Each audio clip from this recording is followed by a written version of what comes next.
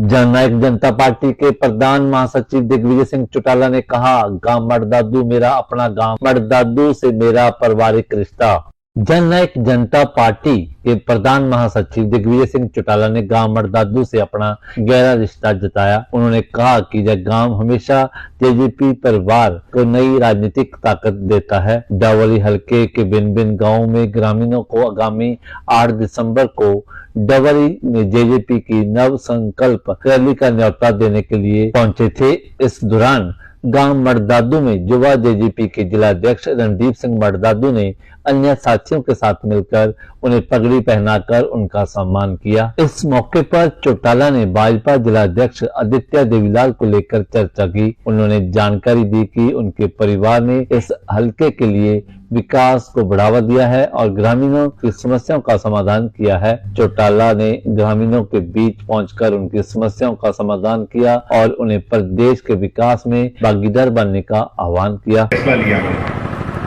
दवाड़ी में अगर रैली हो, सिरसा जिले के लोकसभा क्षेत्र की रैली हो, तो उसमें सबसे ज्यादा हाजिरी मडदादू गांव की होनी चाहिए। ये हमारी सबसे बड़ी उम्मीद है। आओगे कि नहीं सभी? ज्यादा से ज्यादा संख्या में, जितने आज पधारे इससे भी 3 गुना ज्यादा संख्या के अंदर रैली में पहुंचकर डॉक्टर अजय सिंह चौटाला जी के आपने हाथ मजबूत कर दिए। वहीं सरदार प्रकाश सिंह बादल जी का बड़ा स्टैच्यू लगाने जा रहे हैं हम किलियांवाली दवाड़ी के बॉर्डर पे। आपको याद होगा चौधरी देवीलाल जी के स्वर्गवास के बाद पहला स्टैच्यू जो है वो किसने लगाया था? सरदार प्रकाश सिंह बादल जी ने लगाया था। चौधरी देवीलाल का लगाया था कि नहीं लगाया था? तो अब हमारी जिम्मेवारी है हरियाणा वालों की कि सरदार प्रकाश सिंह बादल का पहला स्टैच्यू उनकी यादगार उनको पुष्प अर्पित कर सच्ची श्रद्धांजलि देकर हम लगाने का काम करेंगे, उन्हें याद करेंगे।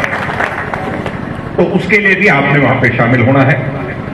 बाकी राजनीतिक बातें मडदादू गांव के लोग बहुत समझदार हैं, मेरे से ज्यादा जानते हैं।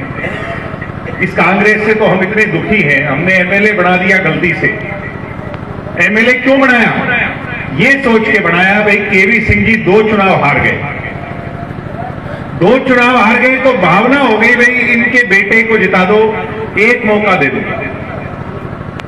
और अजय सिंह जी या नैना जी चुनाव नहीं लड़ रही थी क्योंकि अपने को पार्टी खड़ी करनी थी।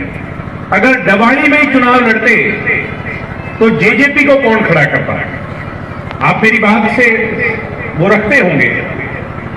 पार्टी खड़ी करने के लिए घर से बाहर निकल करके चुनौती लेनी पड़ती, तो बाडा जाना पड़ा, दुष्यंत जी को उचाना जाना पड़ा और तभी अपनी आज ये है कि 10 सीट अपनी पार्टी की जीत के आई।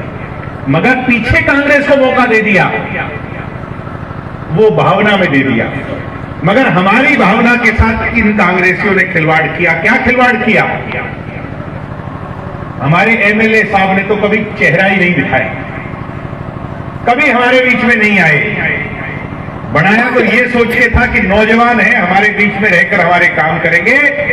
मगर दवाड़ी से ज्यादा बताते हैं अपने ससुराल वालों का एमएलए बन के रह गया, अबोर वालों का। यही बात है कि नहीं है? यहां नहीं आते, ये तो अपने ससुराल का एमएलए है।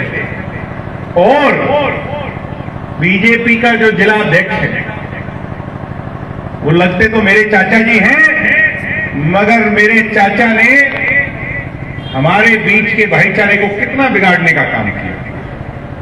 और मेरा चाचा तो दोनों हाथों से ये सोच के भाई राज का जिला अध्यक्ष हो, कहीं कोई कमीशन खोरी के अंदर सबसे पहला नाम आता है तो आदित्य जी का नाम आता है। हर चीज के अंदर कमीशन खोरी कर दोनों हाथों से लूटने ठगने का काम कर रहे हैं।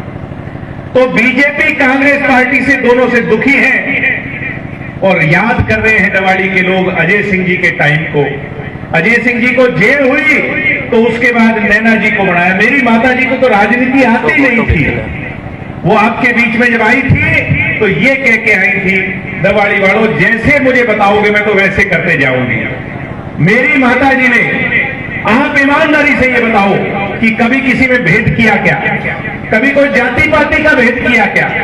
कभी ये भी नहीं पूछा होगा कि रणदीप ये बता दे ये अपनी पार्टी के हैं या ये अपने से पराए हैं? कभी नहीं पूछा। जो काम के लिए आ गया सबको गले लगाकर अपना मान करके बुजुर्गों के पैरों में हाथ लगा करके सबके काम किए।